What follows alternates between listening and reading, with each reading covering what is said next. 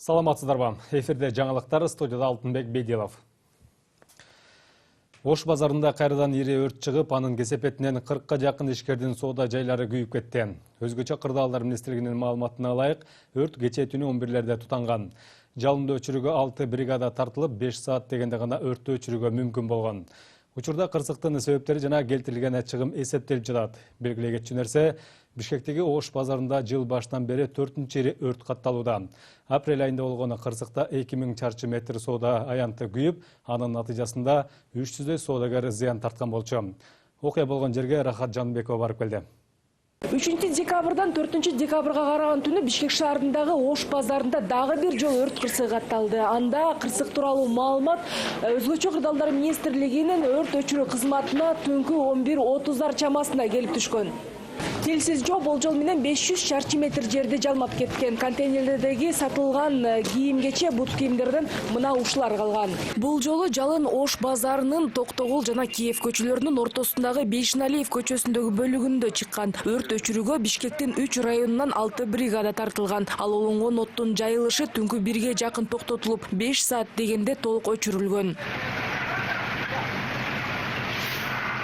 Учурда Бишкектин Ленин райондук милициясынын кызматкерлери кырсык болгон жерде курчоого алып, элдин коопсуздугун камсыз кылышууда. Алар экспертиза иштери толук бүтмөйүнчө ушул жерде болушат. Күйүп кеткен контейнерде 40-ка жакын сатуучунун товарлары болгон. Бул жерде негизинен жылуу кийимдер жана бут кийимдер сатылып келген.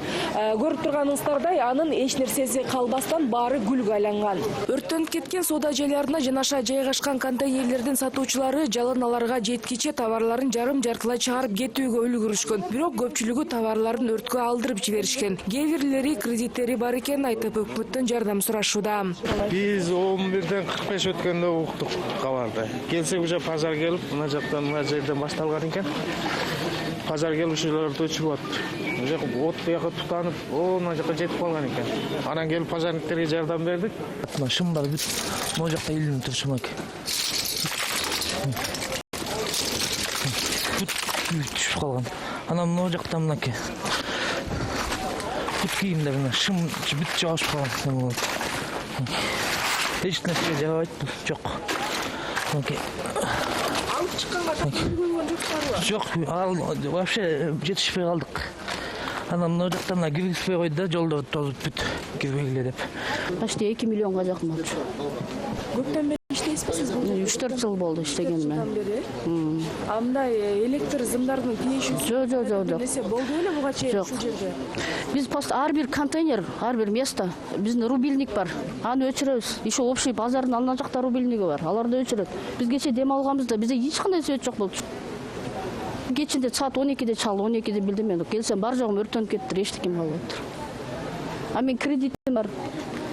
450 миң сом кредитим бар. Азыр мен буну баштайын десем 1 сом акчам жок. Азыр баштаганга. Өкмөт жардам берсин, пожалуйста. Жок дегенде бизге 5% кредит алганга жардам бергиле, качамыч. Ишти баштап кеткенге. Biz как положено төлөгөнбүз, патент как положено өкмөткө төлөгөнбүз биз, өзүбүздүн акыбызды. Надеюсь, биз уже өкмөткө патент төлөгөндөн өкмөт бизге жардам бериш керек да, туурабы? Же туура эмеспи?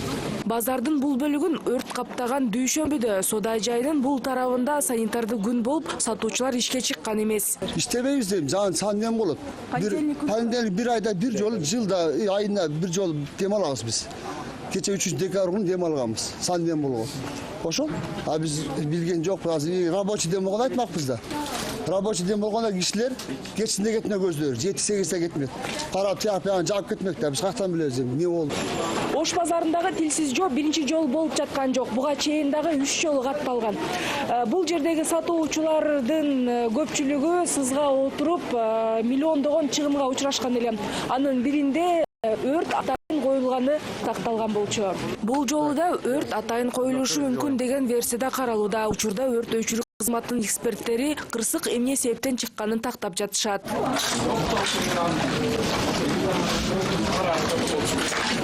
болгонун себептери пока такталууда. Азыр биякта лаборатория, биздин инспекторлор, офицерлер жүрөт.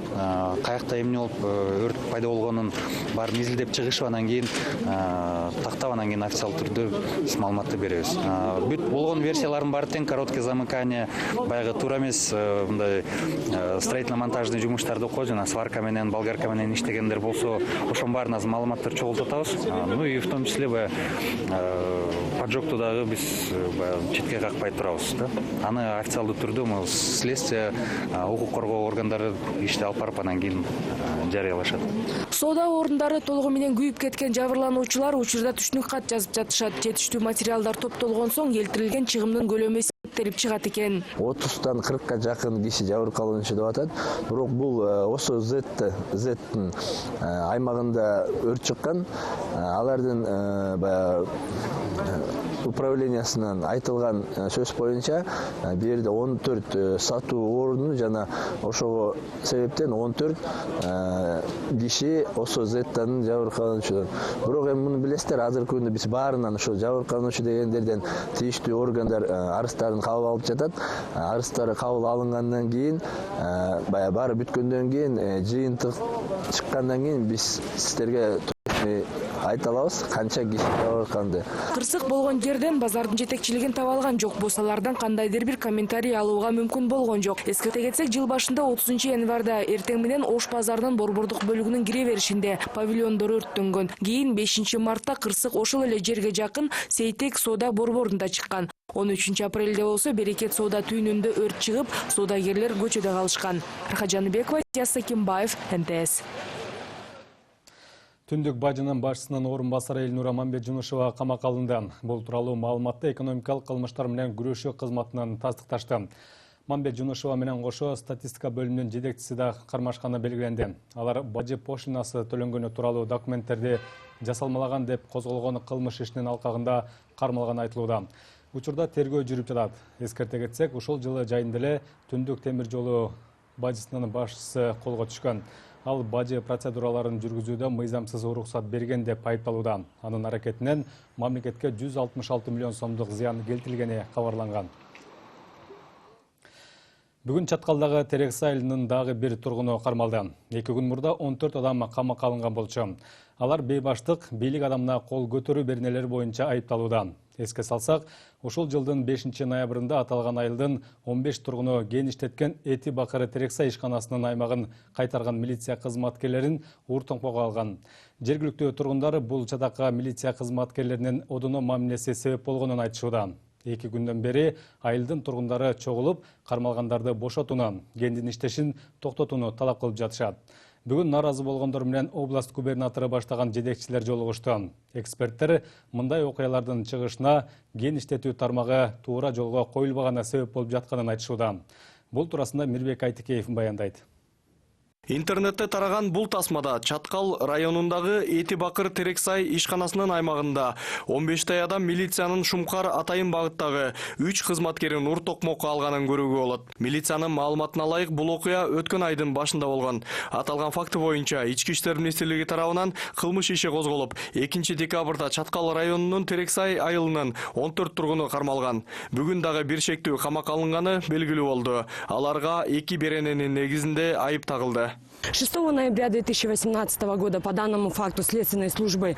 Бул факт боюнча 2018 жылдын 6 ноябрында кылмыш жаза кодексинин бейбаштык жана бийлик адамына кол көтөрүү беренелери боюнча иш козголду. Тергөөнүн ыкчам иликтөөсүнүн негизинде Эти Бакыр Терексай ишканасынын видео байкоо камераларынан материалдар алынып, анда милиция кызматкерлерине күч колдонгон 15 адамдын өздүгү аныкталды. Алар 2 декабрда Жалал Абад областтык ички иштер башкармалыгына алынып келинип, териштирүүнүн негизинде ошол эле күнү 14 адам тергөө абагына камакка алынды. Бүгүн дагы бир шектүү кармалды. Учурда кылмыш ишин иликтөө жүрүп жатат. Азыркы тапта Терексайда абал тынч. Кечээ күнү Терексай айылынын 200дөй тургуну айылдын борборуна чогулуп, кармалгандарды бошотуу талабын коюшту. Жергиликтүү тургундар чатактын башталышына 5 ноябрда кен жайгашкан аймакка айыл жашоочуларынын бири малын издеп барганында аны милиция кызматкерлери кармап алып, күч колдонгону себеп болгонун айтышууда. Бул боюнча бүгүн интернетте видео тасмада жарыяланды.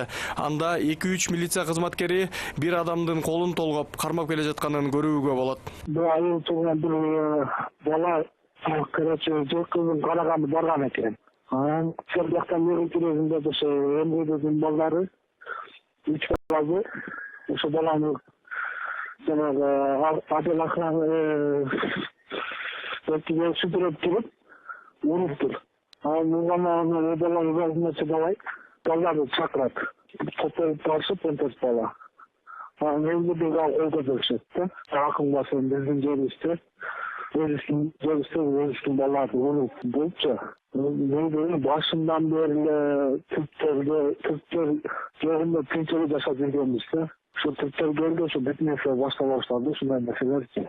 Жуманазар Алмамбет уулу андан тышкары жергиликтүү тургундар аталган кенди иштеткен Эти Бакыр Терексай компаниясынын ишин улантуусуна нааразы экенин кошумчалады. Буга чейин жергиликтүү активисттер өлкө жетекчилигине кайрылышып, түрк компаниясынын алтынды иштеткен фабрика куруусуна каршы экенин билдиришкен. Алар алтынды бөлүп алууда цианид колдонулат деп чоочулап жатышканын айтышууда. Эксперттер мындай жаңжалдардын чыгышына аймактардагы жумушсуздук, гендерди иштетүү боюнча конкреттүү программанын жоктугун аташууда. Андан тышкары айрым эксперттер 2008 жылы кабыл алынган жеке тараптар, жамааттар атайын уруксаттын негизинде жер кыртышынан ачык ыкма менен казылган алтынды чайкаганга уруксат берген мыйзамды иштетүү менен бул маселени чечсе болорун айтышууда. Эгерде алтынды казайын десең, уруксат берилген, бирок ошол уруксатты деген эч ким элге түшүндүрүп берген эмес да. Аны деген ошентип уруксат берилгенин, кайсы шарттар менен деген алтын казылыш керек, кандай мыйзамы бар, элге түшүндүрүш керек да. Жергиликтүү бийлик аны деген жасабаса, эл кантип түшүнөт аны? Кеп ошондо болуп атпайбы? 2008 жылдан бери канча жыл өттү? 2015 жылы ал мыйзамдарга өзгөртүүлөрдү киргизишкен Темир Сариевдин убагында. Ал жөнүндө эл билеби?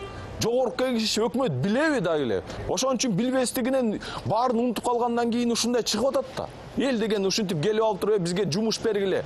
Ошондой суроосуна жооп таап алгандан кийин айла жокшуга барып атат да. Ал арада бүгүн да Терексай айылынын эли чогулуп, нааразычылык акциясын уюштурушууда. Жыйынга жергиликтүү бийлик өкүлдөрү, облустун жетекчилиги келишти. Чогулгандар кармалгандарды бошотуу талабын коюшууда.